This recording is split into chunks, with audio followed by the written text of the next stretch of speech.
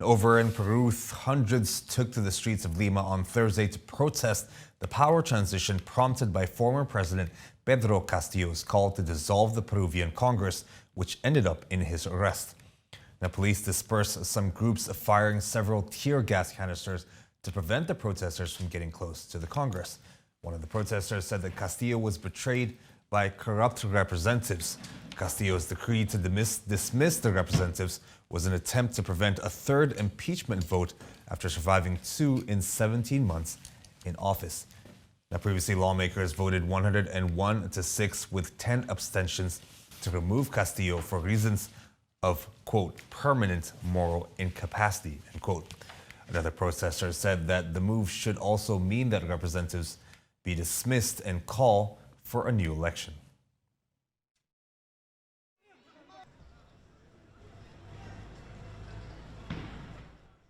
Meanwhile, hundreds of protesters took to the streets of Sudan's capital on Thursday, demanding the ouster of its military rulers and rejecting a deal for the gradual transfer of power to civilian leaders.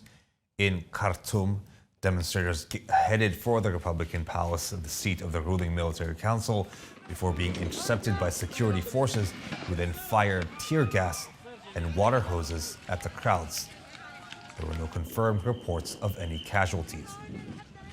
Now, Thursday's protest was led by the Resistance Committees, a grassroots group that has steadfastly rejected any negotiations with Sudan's military leaders, General Abdel Fattah Burhan and General Mohammed Hamdan Dagalo.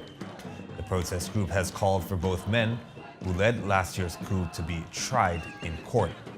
On Monday, the two military leaders signed a framework agreement with Sudan's main pro-democracy group, the Forces for the Declaration of Freedom and Change.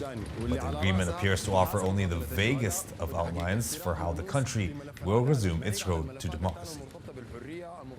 لتحقيق السلام ودي المطالب الأساسية والجوهرية